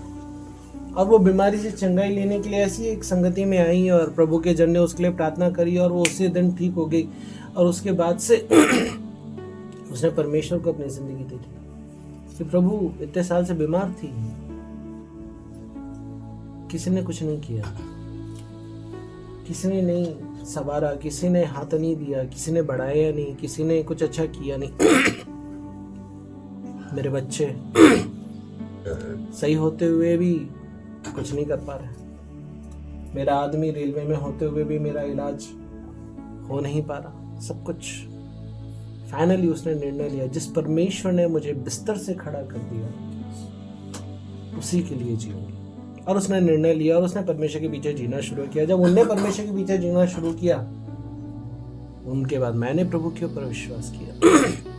जब मैंने प्रभु के ऊपर विश्वास किया, मैं वो व्यक्ति था जो नास्तिक होकर के परमेश्वर के पास आया था। कैसे आया? मैं नास्तिक था, पूरी तरीके से किसी को मानने वाला नहीं, किसी के ऊपर यकीन करने वाला नहीं, है ना। भगवान कोई नहीं होता, शैतान कुछ नहीं होता, ये सब ढकोसला इस बात को बोलने वाला। मेरी मम्मी प्रार्थना का जीवन रखती थी और उस समय की बात है जब मैं 12वीं में पढ़ाई कर रहा था। कौन सी क्लास में?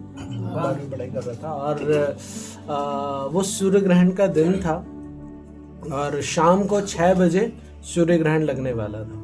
2003 या 4 के समय की बात होना चाहिए। शाम को 6 बजे सूर्य ग्रहण लगने वाला था। तो उस वक्त 6 बजे जो मेरी मम्मी पापा जो है न्यूज़ देख रहे थे और न्यूज़ में एक खबर आ रही थी, हम लोग हमारी राशियां है ना, राशि समझते हो, राशि फल हमारा। तो हम परिवार में 5 लोग थे और हम 5 लोगों की राशि में से उस न्यूज़ ने एक राशि का नंबर बताया। बोले ये राशि के लोग, कुछ राशियों का बताया, उसमें से हम 5 परिवार में से मेरा राशि का नंबर लगा। बोले इस राशि के व्यक्ति को आज के दिन किसी भी प्रकार की दिक्कतों का सामना करना पड़ सकता है, वो बीमार पड़ सकता है, पैरालाइज्ड हो सकता है, मर सकता है, कुछ भी हो सकता है क्योंकि आज सूर्य ग्रहण के समय इनके ऊपर पलड़ा भारी। मैं ठहरा नास्तिक व्यक्ति, मम्मी पापा ने सुना यार ये तो परिवार में इसी का नंबर लगा पड़ा है और उनको तो मालूम ही नहीं था ये नास्तिक हुआ पड़ा है, तो उन्होंने सोचा ये सुन लेगा तो इसकी 12वीं की पढ़ाई है, ये तो टेंशन में आ जाएगा, पढ़ाई नहीं कर पाएगा, तो उन्होंने तुरंत टीवी बंद कर दी।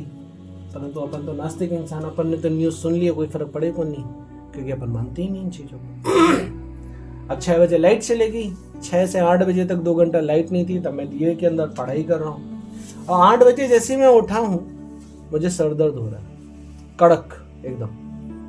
तब मैं सोचा थोड़ा सा फ्रेश हो जाते हैं और उसके बाद वापस से पढ़ाई करने के लिए बैठेंगे। मैं उठा, थोड़ा मुंह वूह धोया, टीवी देखने के लिए ऐसा बेड पे लेटा हूँ।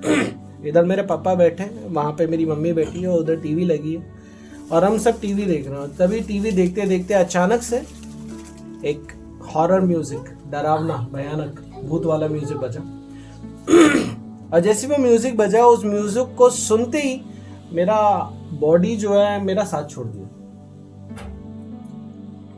बॉडी साथ छोड़ दिया। मेरा सिर्फ दिमाग काम कर रहा है, मेरी नजरें काम कर रही है, इसके सिवा पूरा बॉडी जो है पैरालाइज्ड है। मेरे बाजू में मेरा भाई ऐसा लेटा है, मैं हाथ हिलाने की कोशिश कर रहा हूँ, जोर नहीं है। बाजू में पापा बैठे हैं, बोलने की कोशिश कर रहा हूँ, मुंह हिल नहीं रहा कुछ भी बॉडी काम नहीं कर रही। अब आप सोचो, उस वक्त फेवरेट सीरियल चल रहा है मेरे परिवार का, हम सबका और सब टीवी की ओर ध्यान लगा के, मैं इधर हूँ, पापा का ध्यान इधर है, मम्मी का ध्यान उधर है। अब आप सोचो मेरी मम्मी का ध्यान जो उधर है वो ऐसा ध्यान कैसे जाएगा जब फेवरेट सीरियल चल रहा हो, नहीं जाएगा ना। बट उस वक्त मेरी मम्मी का ध्यान जो है वो मेरे ऊपर गया और उन्होंने सिर्फ एक सेंटेंस कहा, हे प्रभु यीशु मेरे बेटे की रक्षा कर। जस्ट जैसे ये सेंटेंस मेरे कानों पे पड़ा है और मैं तुरंत अपने बेड पे खड़ा हुआ और जैसे ही मैं खड़ा हुआ मेरा भाई मुझे लिया और उठाकर सीधा हॉस्पिटल भागा। और जब हम हॉस्पिटल गए, डॉक्टर ने बोला इसको फिट का पहला अटैक आया है, आप इसका ट्रीटमेंट करा लो, अच्छा हो जाएगा। रात को ही मेरे पापा ने पैसे वैसे अरेंज किए और अगली सुबह तो मम्मी मेरे को हॉस्पिटल लेकर के चलेगी। और जैसे ही अगली सुबह हॉस्पिटल पहुंचे, नागपुर के बड़े हॉस्पिटल में पूरा दिन मशीन के अंदर रख करके पूरा जो भी रिपोर्ट्स वगैरह निकालनी थी वो निकाली। और 5 बजे जब रिपोर्ट का रिजल्ट आया तो वो रिजल्ट में बोलते हैं इसको तो कोई दिक्कत नहीं है, इसको तो कोई सिम्टम्स फिट वाले दिख नहीं रहे, फिर भी मैं दवा दे देता हूँ ताकि यदि ऐसी कुछ शंका वंका हो तो सब वो भी दूर हो जाए। और ये 2003 या 4 के समय की बात है और आज 2025 20-22 साल के बाद, आज के बाद वो सिम्टम्स नहीं है। वो पहला और आखिरी फिट था, वो पहला और आखिरी मिर्गी का दिक्कत था जो मुझे आया, उसके बाद आज तक नहीं है। मेरे परमेश्वर ने उस दिन वो फिट को वहीं पे खत्म कर डाला। Hallelujah hallelujah.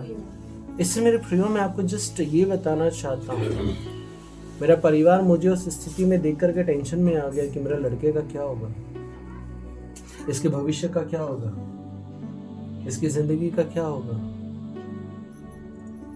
परिवार को तो आता है ना, लेकिन मेरा परमेश्वर उससे ज्यादा टेंशन लेता है। तेरे को कुछ नहीं होगा।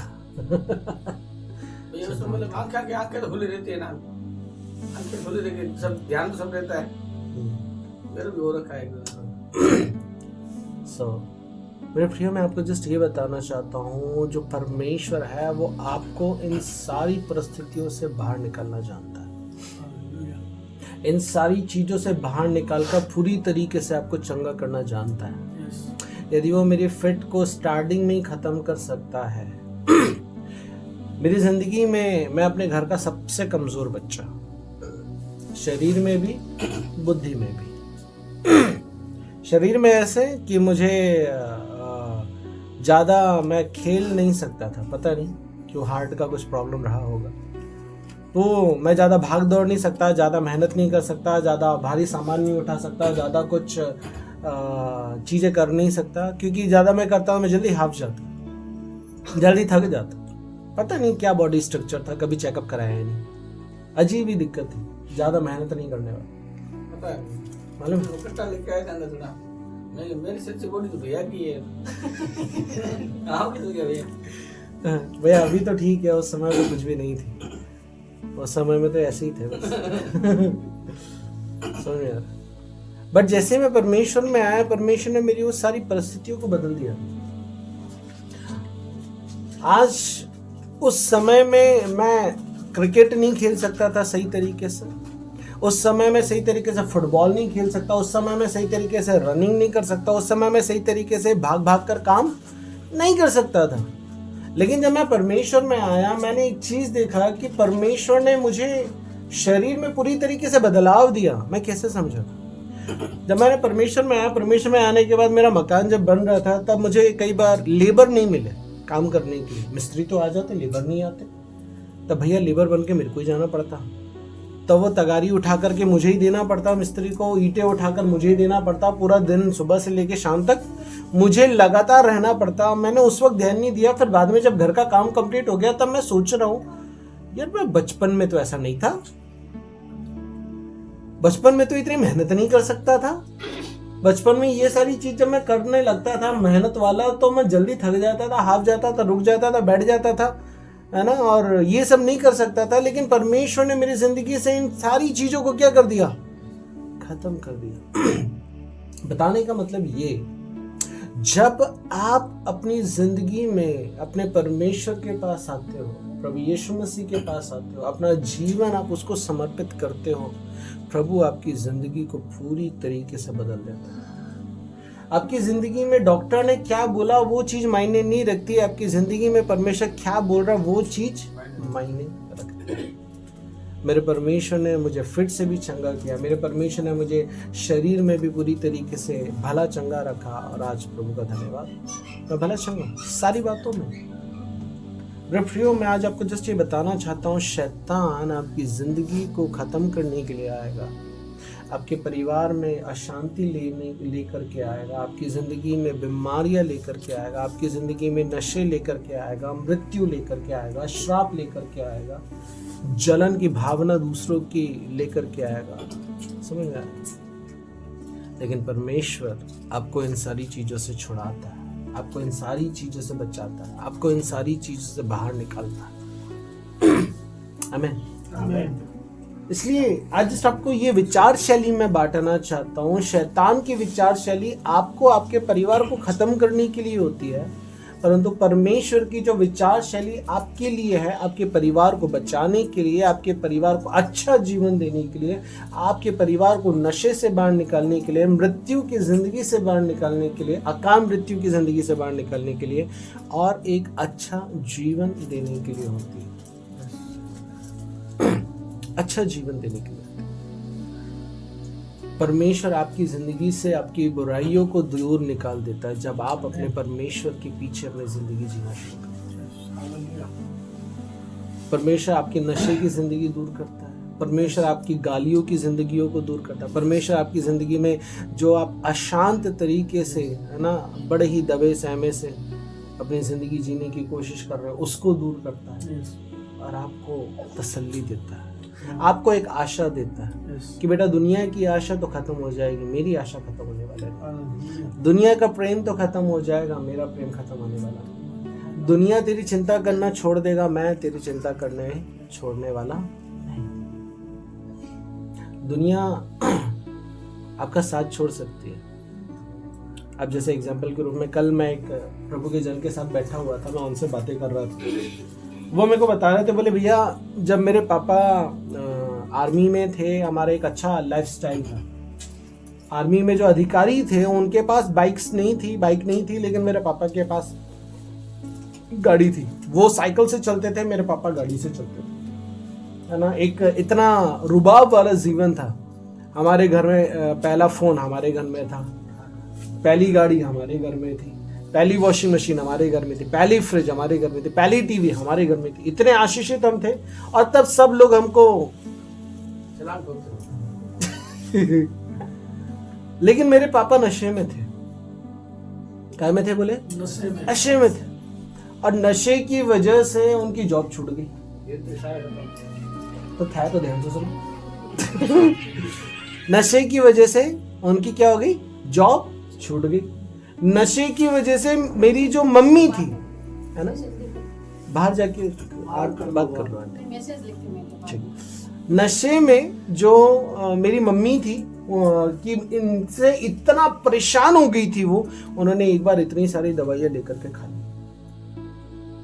परेशान हो गई थी। बोले जब देखो तब नशे में रहता है। कई बार लोग जो हैं वो बहन को फोन करते थे, अरे आपका आदमी यहाँ है, यहाँ से आकर के लेकर के जाओ। वो किसी के घर में घुस जाता, कहीं भी घुस जाता। अब लोग परेशान, अब वो इसको फोन करते, बोलते बहन अपने आदमी को उठा करके लेकर के जाओ। वो लोगों के घर जाती, उठाती और लेकर के जाती। क्या आप समझ रहे हो? इस तरीके से वो जिंदगी जी रही थी और बहुत परेशान थी। एक समय था उनकी 30-40 हजार की सैलरी थी, है ना, 2005-6 के आसपास। और अब वो समय आ गया कि इनके पास कमाई ही नहीं है। 20 रुपए 30 रुपए में अपनी जिंदगी काटना पड़ रहा है, अपना समय काटना पड़ रहा है। लोग जो पहले सलाम ठोकते थे अब भागने लगे हैं, अब पीछा छुड़ाने लगे हैं, अब बोलने लगे हैं यार इनकी संगति छोड़ो, अब कुछ नहीं रहा। ये दुनिया है, ये दुनिया है, ऐसे छोड़ देगी, समझ रहा। फिर वो भैया बताते, इस बीच में बोले मेरी मम्मी को किसी ने प्रभु के बारे में बताया और वो प्रभु के भवन में गई और वहां जाकर के संगति करने लगी और रोज परमेश्वर से प्रार्थना करने लगी, प्रभु मेरे आदमी को बदल दे। पता है उसके हस्बैंड के लिए लोग क्या बोलते थे? बोलते वो आदमी ऐसा, वो दारू ना पिए तो उसका ऐसा होता। हाँ, दूसरे वो शरीर कांपने लग जाता है, कंपन आ जाती है। लोग रह नहीं पाता। लोग बोलते थे ये छोड़ देना तो ये उसके समान हो जाएगा कि पक्षी उल्टा उड़ना शुरू कर देगा। हाँ, कौवा उल्टा उड़ना शुरू कर देगा, वो बात हो जाएगी। बोलते थे लोग ऐसा बोलते, मतलब कहने का कि कुछ भी हो जाए ये आदमी पीना नहीं छोड़ सकता, कहने का नहीं। कल मैं वो भाई के साथ बैठा था, मैं बातें कर रहा था उनसे। बोले भैया मेरी मम्मी ने बहुत मशक्कत करी, प्रार्थना करी, घुटने टेके, बस परमेश्वर परमेश्वर परमेश्वर में लगी रही। टाइम लगा लेकिन उसने घुटना टेकना नहीं छोड़ा। वक्त लगा लेकिन उसने परमेश्वर को त्यागा नहीं। वक्त लगा लेकिन उसने निरादर नहीं किया परमेश्वर। वक्त लगा लेकिन वो पीछे नहीं हटी परमेश्वर से। और एक समय आया कि मेरे पापा सुधर गए और ऐसा सुधरे कि वो सीधा परमेश्वर का सेवक ही बन गए। हाँ, जो बंदा जयपुर में रह करके परमेश्वर की सेवकाई चलाता है, ऐसे कलीसिया लेता है वो। उनका एक बेटा लखनऊ में सेवा लेता है, एक बेटा कल मेरे से मिलने के लिए आया। बोलो प्रभु तेरा धन्यवाद। ऐसा बदलू। बोले भैया एक समय था हमारा कि हमको पहले हम एक समय था कि हम स्लीपर क्लास के अंदर रिजर्वेशन से जाते थे। 2003-4 में स्लीपर क्लास में रिजर्वेशन से जाना शान की बात होती थी, गिने चुने लोग जाते थे। बोले भैया पापा की गलतियों की वजह से वो समय आ गया था कि अब हम जनरल में जाने लगे थे। 3 दिन का सफर जनरल में करते थे, 3 दिन 4 दिन का सफर। वो समय भी हमने देखा, लेकिन आज वो समय है परमेश्वर के अनुग्रह से कि परमेश्वर आज फ्लाइट में ट्रैवल करा। हालेलुया। आज वो लोग जिन्होंने हमको नकार दिया था, वो लोग जिन्होंने हमको हमारी परिस्थितियों को देख करके छोड़ दिया था, जिन्होंने बोल दिया था कि अब कुछ भी नहीं हो सकता तुम्हारा, आज वो लोग जब हमको देखते हैं वो शॉक्ड होते कि यार ये नीचे गिर भी गए, गिर के वापस से खड़े भी हो गए, हम तो अपनी जिंदगी में वैसे के वैसे ही हैं। एक संपन्न जिंदगी से गिर गया वो परिवार और संपन्न जिंदगी से गिर करके फिर वापस उठ करके वापस संपन्न बन गया। लेकिन जो व्यक्ति ने उस गिरे हुए समय में उनका साथ नहीं निभाया, आज सोच रहे यार ये कैसे? ये परमेश्वर, ये परमेश्वर। लेकिन क्या हुआ? एक बहन की मेहनत असर लेकर, पूरा दीवार बदल दिया। एक बहन की मेहनत असर लेकर के, मेरे घर में मेरी माँ की मेहनत असर लेकर के। आपको पता है वो भाई साहब कल बता रहे थे मुझे, बोले भैया जिन्होंने हमको प्रभु का संदेश दिया ना, एक समय आया हमें उनको खींच करके प्रभु के पास लेकर के जाना पड़ा। हैं? सच्ची? मेरी जिंदगी में भी सेम है भैया, चिंता नहीं। ये मेरे भी जीवन में है। मैं तो कई बार कहता हूँ। मेरी मम्मी को जो आंटी खींच करके परमेश्वर के पास लेकर के आई थी, है ना, आज मेरी मम्मी उनको खींच करके परमेश्वर के पास लेकर के जाती, उल्टी ही हो गया। क्या समझ रहे हो मेरे प्रियो? मैं आपको जस्ट ये बताना चाहता हूं कि आपकी विचार शैली और परमेश्वर के विचार शैली में जमीन आसमान का फर्क है। परमेश्वर ने जो आपके लिए विचार बना के रखे हैं वो भविष्य के अद्भुत और आपकी जिंदगी के लिए आसान है, लेकिन वो रास्ता आसान नहीं है ना? आपके लिए तो कठिन है क्योंकि आप अभी आए हो, है ना? क्यों कठिन है? क्योंकि बहुत सारी चीजें मैं मना करता हूं, इसीलिए। समझ में? तो वो रास्ता थोड़ा सा कठिन है, लेकिन जो व्यक्ति उस कठिन रास्ते पर अपने आप को देता है और ये निर्णय लेता है, उसी की जिंदगी संवरती है, उसी की जिंदगी बदलती है ना? वो सिर्फ आपकी नजर में कठिन है, यदि देखा जाए तो एक्चुअली कठिन कुछ भी नहीं है, लेकिन वो एक इंसान की नजर में कठिन होता है कि ये कैसे संभव। जैसे उदाहरण के तौर पे, है ना, मेरी पत्नी इंजीनियर है। कौन है? जोर से बोलो, कौन है? इंजीनियर है। सिविल इंजीनियर है। सिविल इंजीनियर मतलब समझते हैं? ये इसका नक्शा बनाने वाला है। अब इस घर को देख लो। सिविल इंजीनियर ऐसे घर के अंदर बैठा है क्या? सच्ची भैया, मेरे को तो यकीन नहीं हो रहा। क्या आप समझ रहे हो मेरे प्रियो? मैं जस्ट ये नहीं बता रहा हूं कि हम कहाँ बैठे हैं, मैं आपको जस्ट ये बताना चाह रहा हूं, उसने अपने परमेश्वर के लिए त्याग किया है, इसलिए यहाँ पे बैठी है। क्या आप समझ रहे हो? अब मुझे देख रहे हो, है ना? मैं आज स्कूल में पढ़ाता हूँ, छोटी सी सैलरी है मेरी, बहुत ज़्यादा नहीं है, लेकिन मुझे रेलवे की जॉब थी, मैं वो छोड़ करके आया। अब आप में से बहुत सारे लोग बोलेंगे पागल है एक नंबर का। है ना? क्योंकि दुनिया इसके पीछे भागती है, सेंट्रल गवर्नमेंट जॉब के लिए, है ना? ये पागल है पक्का, सच में जूता मार करके आया है जॉब को। मेरे रिश्तेदार मेरे को बोलते हैं पागल आदमी है, जॉब को छोड़ करके आया है। मेरी पत्नी को भी कई बार बोला है, किस पागल से शादी कर रही है तूने? वो पहले आई थी तो वो भी बोलती थी।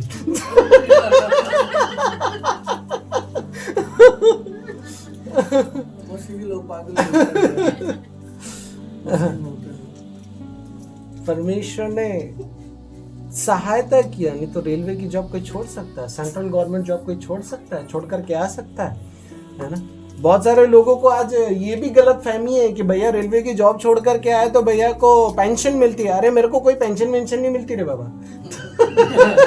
यदि आपको गलत फहमी है तो इसको बाहर निकाल लेना आज। मेरे को कोई पेंशन नहीं मिलती है। पेंशन तो भैया नौकरी पूरी होने से तब मिलती है ना। नहीं, कुछ लोगों को ऐसा डाउट होता है, है ना? सो मुझे पेंशन नहीं थी और नहीं है, क्या आप समझ रहे हो? कुछ डाउट होता है, इसलिए वो भी क्लियर कर देता हूँ कि शायद उसके भरोसे भैया की जिंदगी चल जाती है। नहीं हमारी जिंदगी सिर्फ हमारे परमेश्वर के भरोसे चलती है। मैं आपको जस्ट ये बताना चाहता हूँ कि यदि आज मैं उस रेलवे की जॉब में रहता, मैं आपसे बात कर रहा हूँ लगभग 2010 या 11 के समय की, उस वक्त मैंने जॉब को छोड़ा था, और यदि आज 11 के समय के अनुसार यदि मैं देखता हूँ मेरी 12 या 13 में ज्वाइनिंग हो गई होती, और 13 की यदि मेरी ज्वाइनिंग हुई होती तो आज 12 साल में एक इंक्रीमेंट तो लग गया होता। एक इंक्रीमेंट तो लग गया होता, और यदि एक इंक्रीमेंट लग गया होता तो कम से कम मैं समझता हूँ आज मेरी सैलरी 60 या 70 हज़ार तो होती आराम से। चलो मैं 50 ही पकड़ लेता हूँ, ठीक है, 50,000 मेरी सैलरी होती, 50,000 मेरी सैलरी पकड़ते, ठीक है, 50,000। मेरी पत्नी जो इंजीनियर है, यदि आज ये जॉब करने के लिए निकले तो चलो कुछ नहीं तो कम से कम 30 से 40 हज़ार सैलरी तो मिल जाएगी ना, इजीली आराम से मिल जाएगी। 30 से 40 पकड़ लेते, 40 मिल जाएगी क्या? पक्का मिल जाएगी। एक मिस्त्री भी या 30,000 रुपये महीना कमा लेता। मेरी पत्नी तो इंजीनियर है, 40 नहीं कमाएगी क्या? इतना तो हम ही तो भर दो, वो भी नहीं भर रहे। 1 लाख है ना। कम गए मतलब तो चलो मैं समझता हूँ कम से कम, है ना, मेरी 50,000, मेरी पत्नी की 40,000, टोटल कितनी हो गई? 90,000 रुपए की सैलरी। कोई छोड़ देगा दुनिया में? भैया मैं तो छोड़ू कौन नहीं। कोई भी छोड़े को नहीं, किसी के लिए संभव नहीं है। लेकिन परमेश्वर ने अपने काम के लिए जब अलग किया, हमने वो सारी चीजों को कचरा समझ लिया। जैसे पौलुस है ना, जब इसका जीवन चेंज हुआ, ये भी ऐसे ही बना। किसके लिए? परमेश्वर के लिए। परमेश्वर के लिए। वो एक रोमी साम्राज्य में एक अच्छे पद पे था वो व्यक्ति, लेकिन बाइबल बताती है, वो बोलता है मैंने परमेश्वर के लिए सब कुछ कचरा और कूड़ा समझ लिया। हमने भी समझ लिया, प्रभु छोड़ो, 90,000 कोई मायने नहीं रखता। समझ में आ रहा? कोई मायने नहीं रखते। और वो छोड़कर आज परमेश्वर ने यहाँ अपनी सेवकाई के लिए रखा है, ऐसे घर के अंदर है। बट ये भी पता है आने वाले समय में वो भी बदल देगा। क्या समझ रहे हो? मैं जस्ट आपको ये बताना चाह रहा हूं, परमेश्वर कुछ काम करवाना चाहता है तो वो काम करना थोड़ा दोहरा होता है। ये नहीं बोल रहा हूं आपको छोड़ना पड़ेगा, एक उदाहरण बता रहा हूं, नहीं तो टेंशन में आ जाएंगे, भैया क्या बता रहे हैं।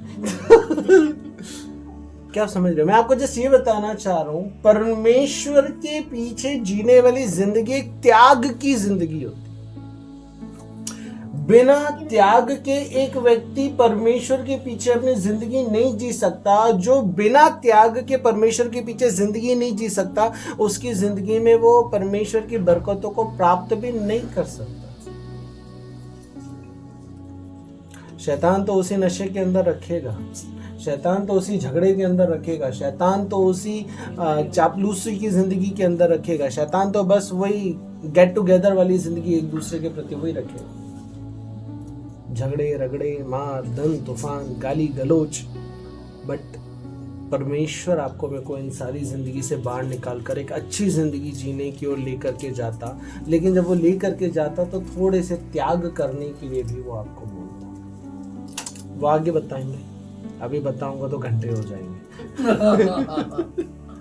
है ना, एकदम से पूरा खाना नहीं खिला सकता हूँ। समझ में आ रहा है? सो जस्ट आपको इतना बताना चाहता हूँ, परमेश्वर आपकी जिंदगी को बदल सकता, परमेश्वर आपकी जिंदगी में हस्तक्षेप कर सकता, परमेश्वर आपकी जिंदगी की परिस्थितियों को बदल सकता, लेकिन आपको अपने परमेश्वर के लिए अपने आप को डेडिकेट करना, समर्पण करना जरूरी है। आपकी विचार शैली की बहुत सारी चीजों को मैं हटाऊंगा और उस विचार शैली को हटा के कुछ परमेश्वर की विचार शैली को मैं डालूंगा।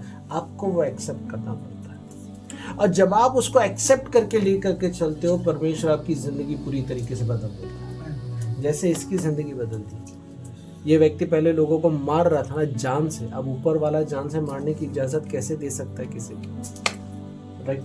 और उसको लग रहा था मैं परमेश्वर का काम कर रहा हूँ। देखो इतना सा समझाने के लिए कितना लंबा चौड़ा लेकर के जाना पड़ता है। और जब वो व्यक्ति को समझ में आया यार वो परमेश्वर की जिंदगी नहीं थी, वो तो मेरे अंदर जो सोच विचार डाला गया था उस विचार के अनुसार मैं इस जीवन को जी रहा था। और जब उसको ये सच्चाई पता चला, उसने अपनी जिंदगी बदल ली पूरी तरीके से। अब वो जिंदगी नहीं जी होगा, अब उसने परमेश्वर के पीछे आया और परमेश्वर के पीछे अपनी जिंदगी को जीना शुरू किया। अब जिस लोगों को वो सताता था, अब उन्हीं लोगों के साथ में जाकर के परमेश्वर का काम करने लगा। कई बार लोग जब उसको देखते थे डर के मारे भाग जाते थे, यकीन नहीं कर पाते थे ये सच में वही है क्या? मारना। अच्छा एक गवाही याद आ गई, बता करके फिर फ्री करेंगे। एक बहन, कई बार मैं इस गवाही को देता हूँ, बहुत बार सुनी भी हूँ, आज दोबारा सुन। एक बहन ना, वो अपनी जिंदगी में बहुत परेशान थी। किससे? अपने आदमी से, बहुत ज्यादा। क्यों? क्योंकि वो जब भी शादी करके आई तब से देखिए उसका आदमी, शुरुआत से जब से देखी तब से वैसे ही। और दूसरी चीज और क्या, वो पी करके आता, पकड़ के खूब मारता रोज। अब उसका डेली का रूटीन, रोज ही पी करके आएगा, रोज मारेगा, रोज ही पी करके आएगा, रोज मारेगा। अब एक दिन वो ऐसी गेट पे खड़ी थी, वहां से एक प्रभु का जन जा रहा था, और जाते जाते उस प्रभु के जन ने उस बहन को एक परमेश्वर की किताब दी, जैसे अभी इसके हाथ में। परमेश्वर की किताब दी और उसको बोला बहन ये परमेश्वर की किताब है, इसको पढ़ना है ना, परमेश्वर तेरी जिंदगी में काम करेगा, तेरी जिंदगी को बदल देगा, तेरी जिंदगी की समस्याओं का समाधान कर देगा। तो उसको समस्या का समाधान कर देगा भैया सच्ची? बोले हाँ भैया मेरी एक समस्या है। बोले क्या? मेरा आदमी रोज पी करके आता है, मेरे को मारता है, इसका समाधान हो जाएगा? हाँ बहन हो जाएगा। क्या करना पड़ेगा? प्रार्थना करना पड़ेगा। ठीक है भैया कैसी करनी है? रोज अपने कमरे के अंदर जाकर के परमेश्वर से प्रार्थना करने का मैं तेरे को तरीका बता देता हूँ। ठीक है मैं करूंगी भैया। अब उसने तरीका बता दिया, ऐसे तरीके से तुझे क्या करना है, रोज अपने आदमी के लिए प्रार्थना करना। तब वो क्या करती, जैसे इसका आदमी घर से जाता, उसका नहाती धोती सब करके काम वाम कर लेती, फिर वो प्रार्थना को बैठ जाती।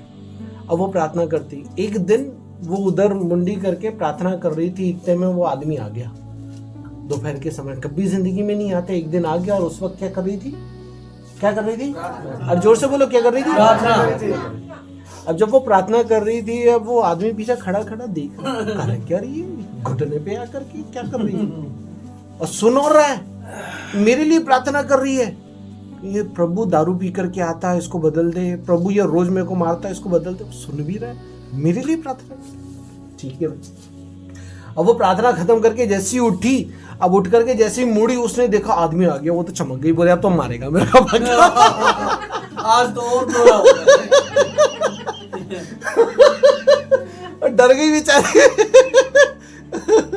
बोले मारेगा पक्का अब ये मेरे को। तो वो आदमी हाथ मुंह जा करके धोया, बोला जा खाना लगा दे। टिफिन दिया उसको वापस, बोला खाना लगा दे। अब वो खाना पीना खाया, खा पी करके सो गया। अब वो औरत को डर लगे, पता नहीं अब ये क्या करेगा, भरोसा नहीं इसका। अब ये शाम को उठा, अब उठ करके शाम को उठा, रेडी वेडी हुआ। अब वो औरत को लगा अब ये पक्का पीने के लिए जाएगा, आकर के मारेगा मेरे को। अब वो जाने से पहले जैसे रेडी हुआ, 2 मिनट बैठा, बोले इधर आ। जब ये क्या कर रही थी? बोले प्रार्थना कर रही थी। किस चीज के लिए? बोले सच सच बोल दूं क्या? बोले बोल। बोले इतने समय तो बोलने का मौका नहीं मिला, आज मिला तो बोल देना चाहिए। कभी कभी मौका मिलता है, बोल लिया करो। तो सारी भड़ास निकल ली उसने। बोले शादी को इतने साल हो गए मेरे को, तुम रोज पी करके आते हैं, मेरे को रोज मारते हैं, मेरा एक दिन ऐसा नहीं बीता कि मैंने बिना मार खाए अपना रात काटा हो। हाँ? रोज पी करके आते हैं, रोज मारते हैं, मैंने रोज सहन किया है, रोज बर्दाश्त किया है। तो मैं ना ऊपर वाले से आपके लिए प्रार्थना कर रही थी, प्रभु इसको बदल दे। अच्छा ऐसा है क्या? ठीक है। और वो इतना बोल करके निकल गया। अब उसको हो गई टेंशन। अब ये 100% जाएगा पिएगा, क्योंकि उसको तो आ गया होगा गुस्सा। रोज तो हाथ से मारता, आज तो डंडा पकड़ के लेकर के आएगा। अच्छा औरत को देख रहे यार।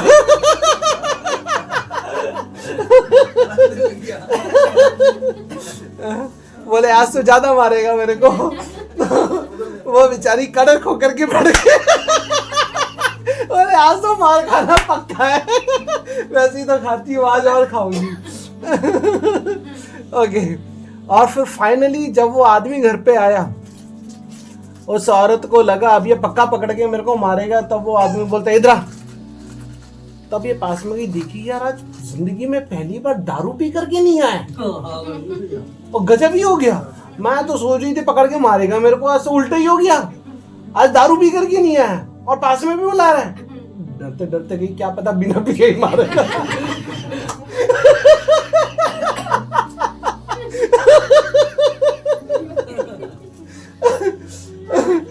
पास में जाती है, तो जब वो पास में गई जाकर के वो क्या बोलता है, बोले आज ना मेरे को अक्कल आ गई। इसको कौन सी अक्कल आ गई?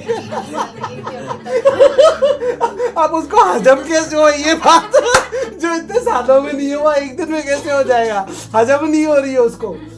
बोले आज के बाद ना मैं दारू पीना छोड़ दूंगा। है सच्ची? अब वो सोच रही सपना तो नहीं देख रही हो। आदमी खुद अपने मुंह से बोल रहा ना आज के बाद दारू नहीं पीऊंगा। तूने जब भी बोली ना इतनी जिंदगी में मैंने तेरे को कभी खुशी नहीं दी, चल आज के बाद दारू पीना छोड़ दिया। और वो दिन है और आज का दिन है, वो दोनों पति पत्नी एक साथ संगति जाते, वो दोनों पति पत्नी एक साथ बैठ करके प्रार्थना करते हैं, वो दोनों पति पत्नी एक साथ बैठ करके परमेश्वर के वचन को पढ़ते हैं, और एक दिन ऐसा नहीं बीतता कि वो परमेश्वर की उपस्थिति में समय नहीं बिताते। हालेलुया। मेरे प्रियो, सारी बातों से सिर्फ एक बात बताना चाहता हूं कि किसी की विचार शैली को कोई इंसान नहीं बदल सकता। ना आप आपके आदमी को बदल सकते हैं, ना आपका आदमी आपको बदल सकता, ना मैं आपको बदल सकता, लेकिन परमेश्वर बदल सकता है। वो ही काम कर सकता है। इस व्यक्ति के लिए बहुत लोगों को डर था, क्योंकि ये बहुतों को जान से मार देता, जेल के अंदर डाल देता। इसलिए बहुत सारे लोग इसके लिए क्या कर रहे थे? प्रार्थना कर रहे थे। मेरी माँ घर में प्रार्थना कर रही थी, प्रभु मेरे परिवार में किसी को तो विश्वास में ला ले। उसने मुझे ला लिया। इनकी माँ जब अकेले विश्वास में आई, वो भी दुआ करती होगी, प्रभु मेरे बेटे को सुधार दे। उसने दुआ करी, बेटा सुधर गया। जब मैं विश्वास में आया, ये देख करके आई होगी कौन से पागल से शादी होगी, इसके लिए प्रार्थना कर। आज परमेश्वर ने उसको भी परमेश्वर के लिए पागल बना दिया। अब लोग उसको भी पागल बोलते हैं। बोले इंजीनियरिंग करके बैठी है पागल। क्या आप समझ रहे हो मेरे प्रियो?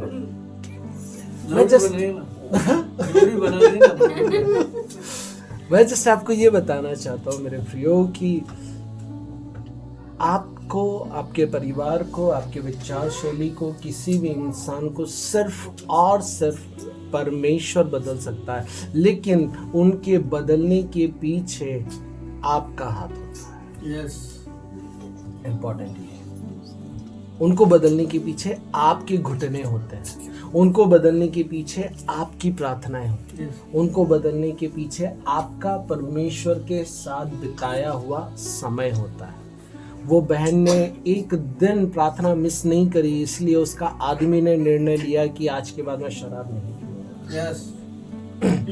इस व्यक्ति के लिए पूरी कलीसिया ने प्रार्थना करी, इसलिए ये जो शाऊल नाम का व्यक्ति था ये बदल गया, लोगों को मारना छोड़ दिया, परमेश्वर का संदेश बांटने लगा। वैसे ही मैं आपको भी इंकरेज करना चाहता हूँ। मुझे नहीं पता आपकी जिंदगी में क्या दिक्कतें हैं, लेकिन मैं ये जानता हूँ कि मेरा परमेश्वर सारी दिक्कतों का हल है, लेकिन हल आपके पास है। मैं आपको प्रार्थना करना सिखाऊंगा। आप यदि वो करोगे, आपकी जिंदगी बदल जाएगी, आपके परिवार की जिंदगी बदल जाएगी। वो भाई जो कल मेरे पास आया था, जो ऊपर से डाउनफॉल में आ गया, डाउनफॉल से वापस अपनी परिस्थिति में स्टैंड हो गया। उसने बचपन से अच्छी खासी जिंदगी को भी देखा है, उसने धरती में टच रहना भी सीखा है और वापस उठना भी सीखा। अब उस व्यक्ति को किसी प्रकार का डर नहीं है। अब वो बोलता है भैया जिंदगी में परमेश्वर किसी भी कोने में ले जा करके छोड़ दे, कोई फर्क नहीं पड़ता, क्योंकि खुदा ने वो जिंदगी भी दिखा दी, ये जिंदगी भी दिखा दी, अब तो कहीं पे भी रख ले प्रभु, अब तो जी लूंगा। परमेश्वर कुछ चीजें अनुभव से गुजरने देता है ताकि आपकी लाइफ में आप स्टेबल हो जाओ, समझ गया। इसलिए आज सिर्फ इतना बताऊंगा, आपके परिवार में यदि आप बदलाव चाहते हो, आपको प्रार्थना करनी पड़ेगी, आपको घुटना टेकना पड़ेगा। आप यदि अपने जीवन में, अपने आदमी के जीवन में, अपने पत्नी के जीवन में, अपने बच्चों के जीवन में, अपने परिवार में बदलाव देखना चाहते हैं, आपको परमेश्वर के सामने जा करके प्रार्थना करना पड़ेगा, उसकी उपस्थिति में समय बिताना पड़ेगा। आप जब वो करेंगे, परमेश्वर बदल कर रख देगा। मैं नहीं बदल सकता, मैं भी आपके लिए प्रार्थना कर सकता हूँ उस परमेश्वर से, और जब आप और मैं, हम दोनों मिलकर के प्रार्थना करेंगे, परमेश्वर काम करेगा। जब वो काम करेगा, तब दुनिया में कोई आपके परिवार को बदलने से रोक नहीं सकता। आमीन। इस वचन से प्रभु आशीष करे।